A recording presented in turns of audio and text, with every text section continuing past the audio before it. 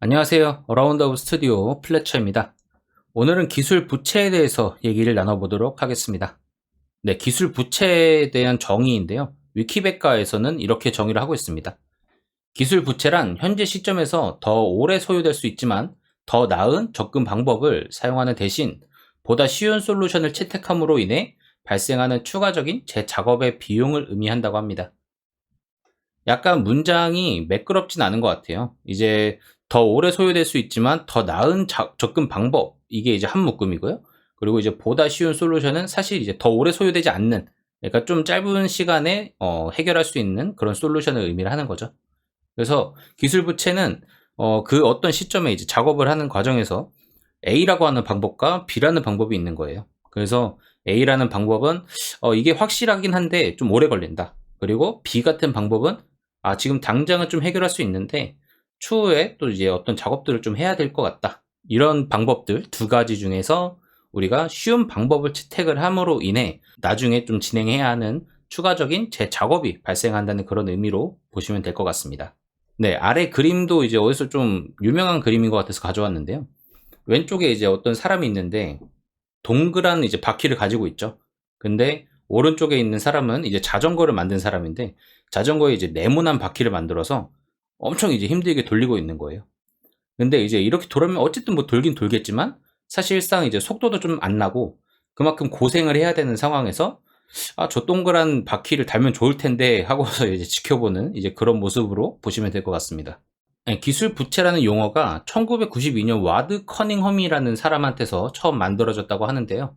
솔루션을 개발하는 업무에서는 종종 기술과 관련된 취사 선택을 하게 되는데 이 과정에서 선택받지 못한 업무는 추후 진행해야 하는 업무로 남게 되어 마치 갚아야 하는 부채처럼 된다는 그런 개념입니다. 제가 앞에서 말씀드린 것과 거의 비슷한 내용인 건데요. 그러니까 어떤 업무를 함으로 인해서 우리는 인력 아니면 시간으로 인해서 두 가지 업무를 해야 되는 그 상황에서 하나를 좀 취사 선택하게 되는 경우들이 좀 종종 있습니다. 이 과정에서 이제 선택받지 못한 업무는 이거를 아예 안 하는 것이 아닌 나중에 해야 되는 일로 미뤄지는데 이 미뤄지는 일 자체가 부채처럼 느껴진다고 해서 이런 기술 부채라는 용어가 생겨나게 된 겁니다. 그래서 가벼운 기술 부채 예로는 리팩토링, 라이브러리 업그레이드, 유닛 테스트 등이 있고 부담스러운 기술 부채, 그러니까 좀 더 체감하는 게 좀 무거운 것들이죠. 이거는 이제 모노리스틱 애플리케이션의 리엔지니어링, 오래된 웹 서비스 프로토콜 이식, 그리고 인프라의 현대화 같은 이런 작업들이 있습니다. 이러한 기술 부채는 몇 가지 특징이 있는데요. 한 세 가지만 먼저 소개를 해드리려고 합니다. 첫 번째로 기술 부채는 빌린 사람과 갚는 사람이 일치하지 않을 수 있다고 합니다. 간단하게 이제 예를 하나 들자면 처음에 어떤 서비스를 만들기 위해서 A라는 사람이 담당을 해서 개발을 했어요. 근데 이제 개발하는 과정에서도 뭐 데드라인이 있거나 뭐 해서 업무 몇 개를 좀 이제 그냥 포기를 한 거죠. 나중에 하자 하고서 우선은 이 서비스가 잘 동작하게끔 그렇게만 개발을 해왔는데 나중에 이제 시간이 지나서 이 서비스를 담당하는 사람이 교체가 되면은 이전에 이제 개발한 사람은 사실상 어떤 업무들을 좀 밀어놨지만 그거에 대한 책임은 다른 사람한테 이제 전가를 시킬 수 있는 그런 상황이 되는 거죠. 그래서 현재 담당자가 맡게 되는 부채가 생기게 됩니다. 이제 이러한 특징들이 있고요. 자, 두 번째로 기술 부채가 꼭 서비스의 수준과 직결되지 않는다고 합니다. 이거에 대한 또 간단한 예를 들면은 저희가 이제 자주 사용하는 그런 서비스들 있잖아요. 뭐 핸드폰의 앱이라든가 아니면은 뭐 웹사이트라든가 이런 서비스들이 사실상 그 회사에 직원으로 들어가서 이제 개발 업무를 하게 되면은 생각보다 오래된 버전을 사용하고 있는 경우들이 많을 거예요. 그렇지만 우리가 이 서비스를 사용하는 입장에서는 사실 그 기술 부채, 그러니까 이제 기술이 좀 뒤떨어진 그런 것들을 사용한다고 하더라도 저희가 크게 느끼지 못하는 경우들이 종종 있습니다. 네, 그런 상황들을 이제 두 번째 특징으로 이제 좀 빗대서 얘기를 하는 거고요. 자, 그 다음에 이제 세 번째로 기술 부채는 정량적으로 측정하기 어려우며 보는 관점에 따라 부채 정도가 다를 수 있다고 합니다. 자, 기술 부채라는 거는 사실상 정량적으로 측정하기가 어려운 것들이 좀 많습니다. 왜냐면 아까 말씀드렸던 거 다시 이제 연결해서 얘기해 보자면 A라는 업무와 B라는 업무가 있을 때 우리는 이 시간이 쫓겨서 B라는 업무는 나중에 하자로 밀어놓고 A 업무만 수행을 했어요.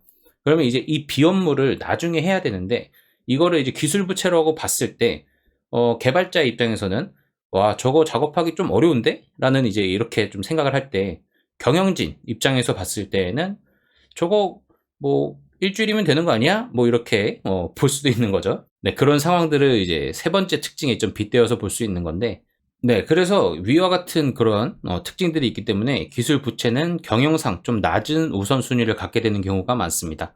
그래서 점점 이 우선순위가 낮기 때문에 계속해서 즉각적으로 업무가 처리되지 않고 기술 부채가 점점 쌓이게 되는 그런 상황들이 발생을 하게 되는 거죠. 네, 그 다음은 이제 기술 부채 예시입니다. 기술 부채는 간단하게 아래와 같은 것들을 좀 볼 수가 있는데요. 이 기능을 구현하기 위해 A를 도입했는가? 이 문장에서는 A는 좀 여러 가지가 될 수 있어요. 이 기능을 구현하기 위해서 모니터링 시스템이 구축되었는가? 로깅 라이브러리를 도입했는가? 뭐 이런 것들이 있을 수 있고요. 그리고 두 번째로 이 기능은 비동기 처리를 해야 하는데 잘 구현이 되어 있는가? 어떤 서비스의 특성상 뭔가 비동기 처리를 해야 되는 그런 서비스인데 이것들이 잘 구현되어 있는지 아니면은 좀 이제 잘 안 되더라도 당장은 좀 서비스의 영향은 별로 없을 것 같아서 그냥 동기 처리로 구현을 했는지 뭐 이런 것들이 이제 나중에 기술 부채가 될 수 있는 상황이 될 수 있고요. 그 세 번째로는 개발한 애플리케이션에 대한 문서를 남겼는가? 이거는 이제 문서상 기술 부채를 얘기를 하는 건데요. 어떤 A라는 서비스를 개발을 했을 때 그 개발자가 그 개발 당시 어떤 개발 문서를 작성을 해서 나중에 담당하게 되는 사람들이 이 애플리케이션을 보다 더 잘 이해할 수 있게끔 그런 문서들을 좀 남겼는가 이런 얘기인데 이런 문서가 없을 경우에 사실상 제대로 된 인수인계가 이루어지지 않을 수 있는 확률들이 좀 높아지게 되는 거죠. 네, 그 마지막으로 이제 개발 과정에서 더 이상 사용하지 않는 컴포넌트를 삭제했는가 이것도 참 중요한 얘기이긴 한데요. 개발 과정에서 이제 더 이상 어떤 A라는 서비스가 이제는 제공하지 않아도 된다라는 판단이 됐을 때 이것과 관련된 코드들을 걷어내야 저희가 좀 더 깔끔한 코드를 작성할 수 있는데 계속해서 이 코드들이 잔재하게 되고 그래서 새로운 서비스를 또 여기에 추가로 개발을 할 때 뭔가 스파게티 코드라고 하는데 이제 그런 복잡한 코드가 돼버리면은 점차 이 기술 부채가 쌓이면서 저희가 해결할 수 없는 그런 수준까지 갈 수도 있게 됩니다. 네, 그러면은 이 기술 부채가 왜 발생을 하는가에 대한 이유가 있는데요. 어, 이것도 사실 좀 어떻게 얘기하냐에 따라서 다 모든 게 이유가 될 수 있어요. 그 중에서 이제 좀 정리할 수 있는 네 가지를 가져왔는데요. 첫 번째로는 개발자의 역량입니다. 어떤 서비스를 개발하는 그 당시에 개발자의 역량이 부족해서 발생을 할 수가 있다고 합니다. 그렇기 때문에 당시에는 기술 부채로 느껴지지 않고 그냥 이렇게 그냥 서비스를 개발을 했는데 나중에 와서 뭐 이 개발한 개발자가 역량이 성장을 했다든가 아니면은 보다 나은 역량을 갖고 있는 개발자가 왔을 때 이거는 왜 이렇게 개발을 했지? 라고 하는 생각이 드는 순간 그거는 기술 부채가 발생을 한 겁니다. 이러한 이유가 있는 거고요. 네, 그 다음은 서비스의 지속적인 개발입니다. 처음 서비스를 개발할 당시에는 기술 부채가 발생하지 않도록 좀 엄격하게 규칙을 정하고서 개발을 진행을 했지만 차츰 여기에 어떤 A라는 기능 붙이고 B라는 기능을 붙이고 하는 이런 지속적인 개발을 하는 과정에서 처음 설계한 코드와 온전히 섞이지 않는 코드가 개발이 될 수 있습니다. 이래서 확장성이 참 중요한 건데요. 그러니까 확장성 있지 않은 코드를 작성하게 되면은 온전히 섞이지 않는 코드들이 계속 추가가 된다는 겁니다. 그래서 최근 트렌드와 같은 빠른 개발 방식, 애자일에서 많이 목표로 삼고 있는 거죠. 빠르게 개발을 해서 계속해서 기능들을 배포할 수 있도록 하는 이러한 방식에서는 특히나 쉽게 발생할 수 있다고 합니다. 그렇지만 이거에 대해서는 또 이제 예방하는 방법으로 뭐 스토리 포인트 같은 것들을 관리하는 그런 방식들도 좀 채택을 하고 있습니다.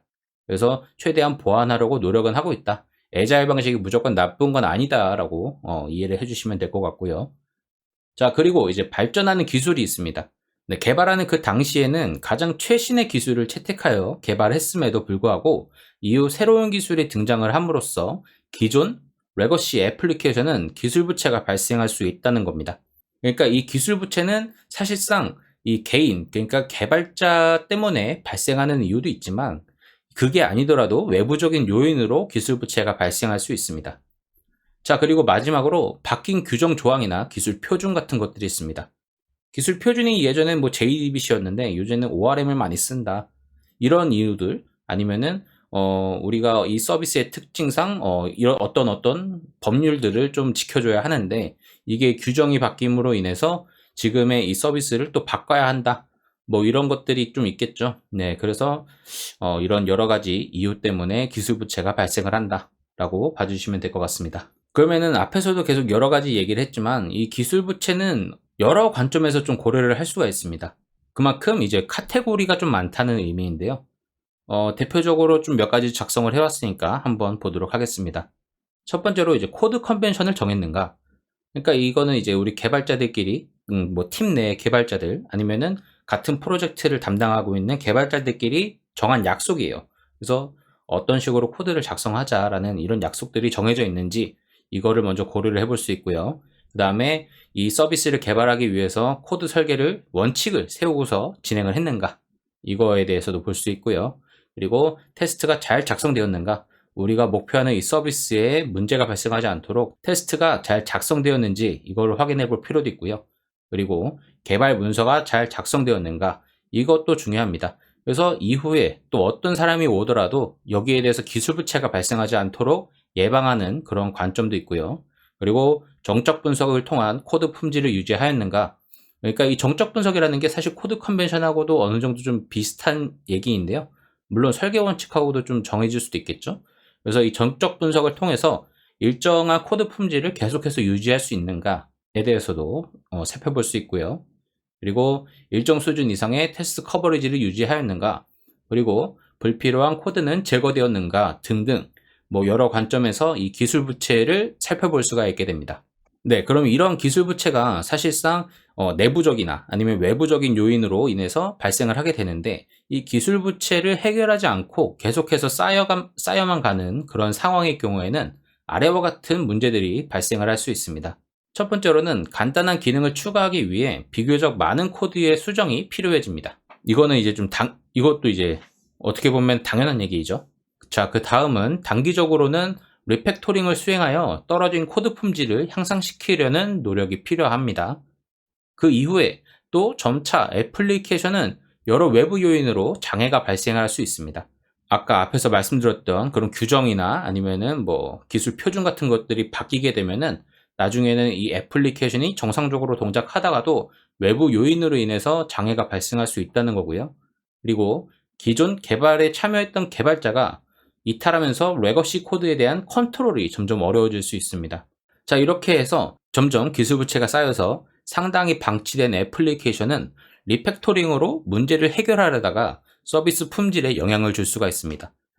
어떤 것들을 이제 수정해서 리팩토링을 했다 이렇게 했을 때 갑자기 어떤 서비스가 안 되는 상황들이 발생을 할 수 있다는 겁니다.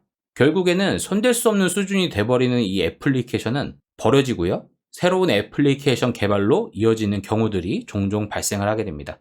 이게 이제 정말 최악인 경우죠. 기술 부채의 이 부채를 더 이상 감당하지 못하게 돼서 차라리 새로 개발하는 게 공수 비용이 덜 들겠다라는 판단이 된 겁니다. 네, 이런 문제가 발생하지 않도록 꼼꼼히 예방하는 방법을 좀 계속 고민을 해보는 것이 참 중요하고요. 자, 근데 이제 다른 관점이 또 있습니다. 기술 부채가 안 좋은 것인가 라는 질문에는 다른 관점이 또 존재를 하는데요. 자산은 이제 자본 플러스 부채라고 이제 경영학적으로 좀 얘기를 하는데요. 회사의 입장에서는 사실 개발자만 있는 게 아니잖아요. 경영하는 경영팀이 있을 거고요. 뭐 영업팀도 있을 거고요. 이 서비스를 운영하기 위해서 다양한 인력들이 존재하게 되는데요. 회사의 입장에서는 이 기술 부채가 생기는 대신에 마감일을 맞출 수가 있고요. 그리고 그거에 맞게끔 서비스가 배포가 될 수 있고요. 그걸로 인해서 사업적인 성과를 얻을 수가 있게 됩니다. 예를 들면은 특정 연휴 특수, 이제 만약에 설날이나 뭐 추석 이런 날 어떤 특수를 노린 이벤트를 해야 돼요. 근데 이 이벤트를 하기 위해서는 개발이 필요한데 이거를 이제 개발자가 봤을 때에는 사실상 제대로 개발하기 위해서는 설날이나 추석 뭐 이런 연휴에 맞출 수가 없게 된 거예요. 근데 이제 어떻게 해요? 이제 특수를 노려야 되니까 이때까지 어떻게든 기능이 돌아가게끔만 개발해라. 이렇게 해서 개발이 되는 거고 그렇게 되면은 어쨌든 이때 사업적인 성과를 얻을 수가 있게 되는 거죠. 이벤트를 했으니까요. 근데 이제 그 이후에 발생하게 되는 기술 부채는 이제 나몰라라 되는 그런 상황이 될 수도 있는 거고요. 자, 그리고 기업의 서비스 개발은 시간과 인력 등의 제한 사항들이 발생하기 때문에 계획된 기술 부채는 용납되는 수준에서 긍정적인 효과를 가져올 수 있습니다. 사실 이런 기술 부채가 발생하는 이유는 참 다양한데 어쨌든 가장 대표적인 요인으로는 우리가 언제까지 개발을 해야 되는지 그리고 몇 명이서 개발을 해야 되는지라는 이런 제한 사항들 때문에 발생하는 경우가 많습니다. 그래서 이런 기술 부채를 적절하게 사용을 해서 우리가 정상적인 서비스 개발 수준을 맞출 수만 있다면 이러한 기술 부채는 좀 용납해도 되겠다라는 그런 관점이 또 존재를 하는 거고요. 그렇지만 이런 긍정적인 측면만 바라보고 이제 기술 부채를 적절히 사용해야 하는데 너무 요거를 맹신을 해서 그냥 과도하게 기술 부채를 남기는 그런 상황들도 있어요. 뭐라고 이제 특정하지는 못하겠지만 어떤 납기에 맞춰서 계속해서 뭔가 개발을 해야 되는 그런 회사일수록 이런 기술 부채를 많이 수용하게 됩니다.